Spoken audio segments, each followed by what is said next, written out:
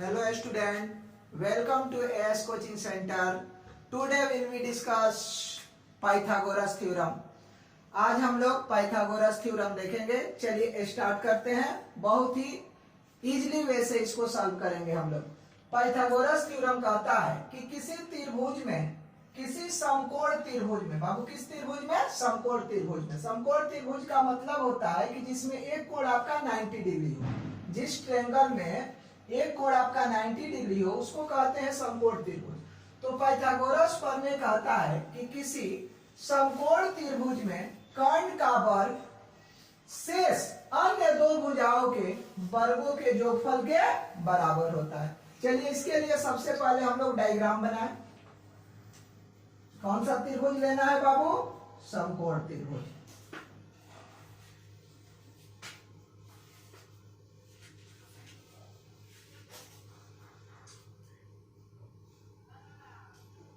ये आपका बन गया बाबू समकोण त्रिभुज.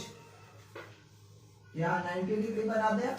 चलिए नामकरण भी डाल दें हम ए बी सी. तो सबसे पहले हम लोग लिखेंगे बाबू गिवन. गिवन का अर्थ होता है दिया हुआ है. तो गिवन दैट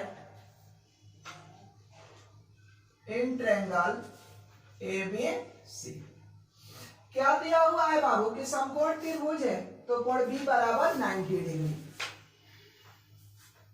कोण बी बराबर 90 डिग्री. टू प्रूफ करना है कि कर्ण का वर्ग शेष अन्य दो भुजा. अब इसमें कर्ण क्या होगा बाबू?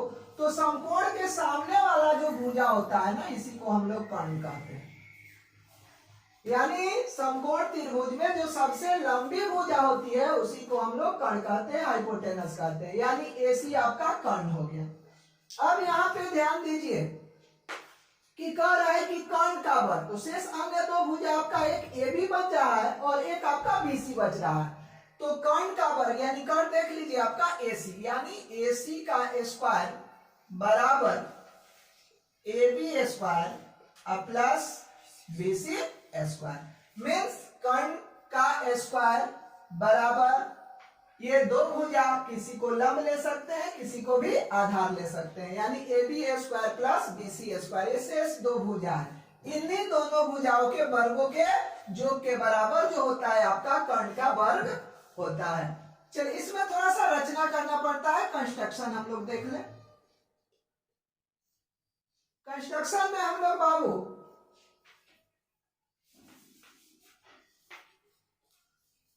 यहां से एक लंब खींच देंगे हम लोग एसी पे. इसका नामकरण कर दे ए बी सी, तो इसको हम ले लें डी. यानी हम लोग लंब क्या खींच दिए बाबू? B D. किस पे लंब खींचे हैं? एसी पे. तो कंस्ट्रक्शन में लिख दे हम लोग बी डी लंब आपका एसी. अब इसके बाद बाबू हम लोग परमार देंगे प्रूफ ऑफ.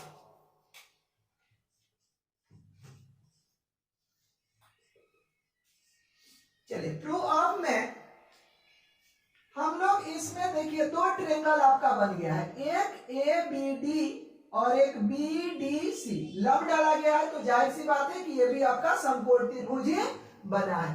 अब इसमें हम क्या करेंगे बाबू? दो ट्रायंगल लेकर सिमिलर करेंगे. तो एक हम लोग इसमें ट्रायंगल ले रहे हैं बाबू ए बी सी बड़ा वाला. ध्यान दीजिए इधर ए बी सी बड़ा वाला ट्रायंगल हो गया. और इसमें से एक ट्रायंगल हम ले लें, यानी ए बी और डी. कौन कौन सा ट्रायंगल हो गया आपका? ए बी सी और ए बी डी.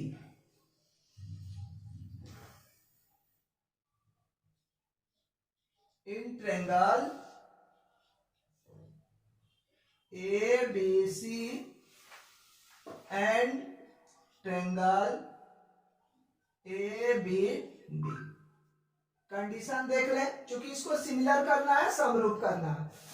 तो यहां देख लीजिए बाबू, इसमें ए बी सी में बी पे 90 डिग्री है। कोण ए बी सी बराबर, फिर यहां देख लीजिए 90 बन गया इसमें, A D B, A D B 90 degree. दूसरा कंडीशन बाबू हम देख ले, ए बी सी और ए बी डी दोनों में एंगल ए आ रहा है, यानी कोण ए जो है आपका बाबू उभयनिष्ठ है। कोण ए जो है आपका कॉमन है, यानी दोनों ट्रायंगल में कोण ए है। अब एक समरूपता का ऊपर में होता है बाबू ए एंगल। अगर दो त्रिभुज है, अगर दोनों त्रिभुज में दो एंगल आपस में बराबर होता है तो तीसरा एंगल भी आपस में बराबर हो जाता है। तो यहां पे हम लोग बाई ए यानी समरूपता का ये ऊपर में है। अब ए से ये आपका ट्रायंगल जो है ए बी सी और ए बी डी ये सिमिलर हो जाएगा, समरूप हो जाएगा। चलिए यहां लिख दे रहे हैं, triangle A B C similar triangle A B D. जब बाबू आपका ट्रायंगल सिमिलर हो गया तो भुजा जो हो गया आपका समानुपाती कर सकते हैं भुजा को। तो चलिए बड़ा वाला ट्रायंगल में हम लोग बाबू ए बी ले लें, यही ना लंब है, इसमें क्या था आपका ए डी है, तो इसमें का ए बी ले लें हम लोग और इसमें का भुजा ए डी ले लें। चलिए एक और भुजा ले लीजिए हम लोग। अब देखिए इसमें से फिर छोटा वाला ट्रायंगल में भी आपका ए बी है और इसमें आपका छोटा वाला ट्रायंगल में आपका ए बी है। दोनों को अलग अलग देख लीजिए, ए बी सी, यहां 90 बना है और एक है ए D B,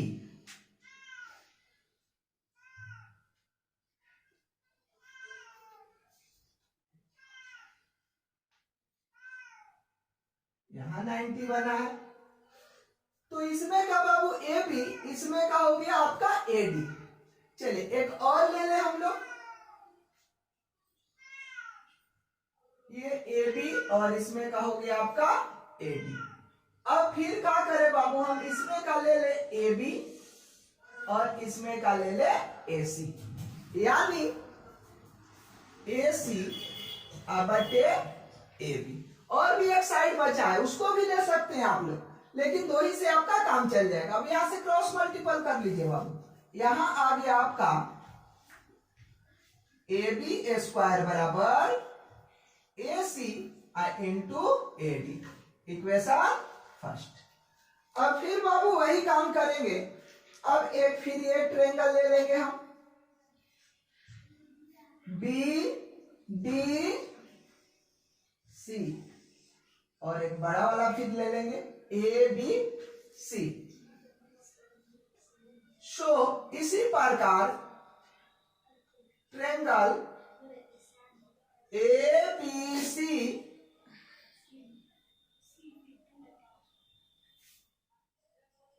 and triangle B D C, इसमें भी कंडीशन लगा सकते हैं आप लोग। इसमें भी 90 है, यानी एंगल ए बी सी बराबर B D C, angle B D C 90 degree. इसमें आपका बाबू कोण सी कॉमन हो जाएगा, ए बी सी और बी सी डी,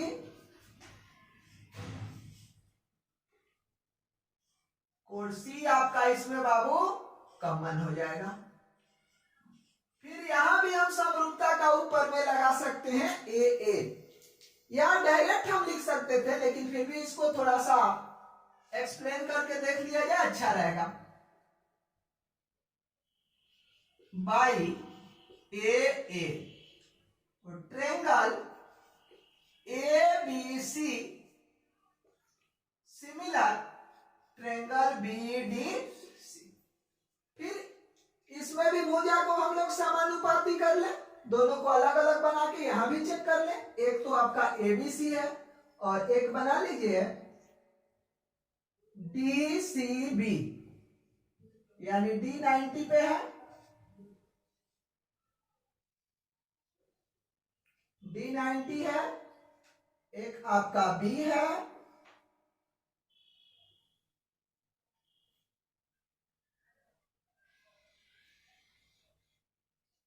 DC। तो चलिए इसमें भी भुजा को समानुपाती कीजिए। तो इसमें का आप ले लीजिए, इसमें CD हो जाएगा आपका, या इसमें का BC ले लीजिए, इसमें का AB ले लीजिए, या फिर ये आपका क्या है बाबू, लंब है, यानी CD आपका लंब है, तो इसमें का लंब आपका क्या है, AP है। ये तो हो जाएगा आपका AB, इसमें का CD। अब यहां पे देखिए कि इसमें लंब वाला आपका AB और इसमें का आपका CD, तो यहां भी कर लीजिए आप लोग AB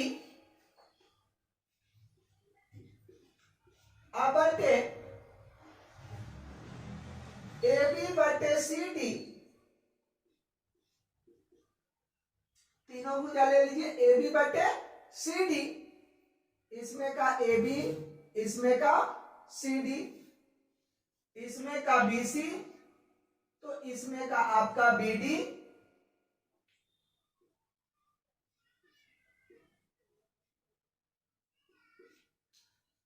BD, फिर इसमें का आपका एक AC और एक आपका BC।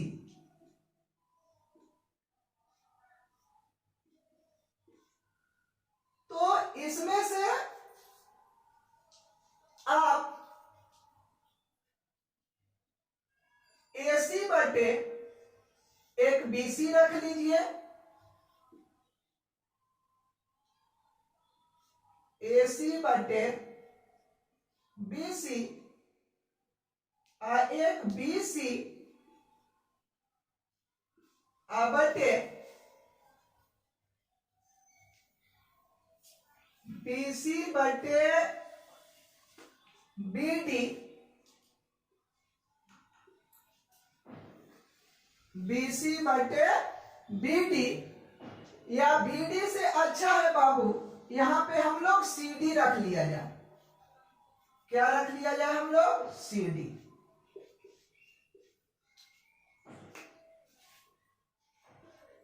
अब जब ये सिमिलर हो गया ABC BDC, तो इसमें से ये यूज कर लीजिए, इसमें का AC भुजा, इसमें का BC भुजा, फिर इसमें का BC और इसमें का बाबू CD।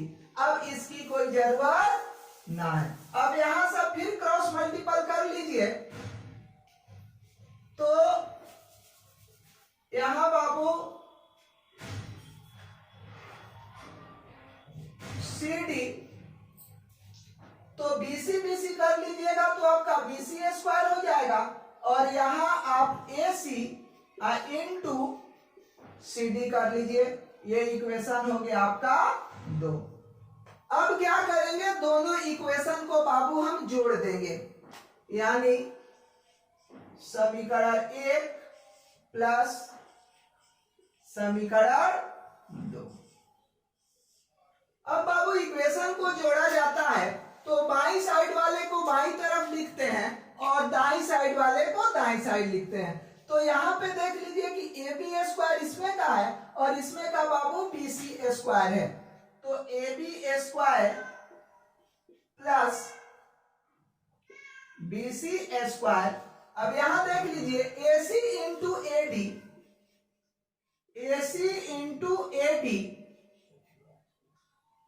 प्लस फिर यहां पे ए सी इंटू सी डी है।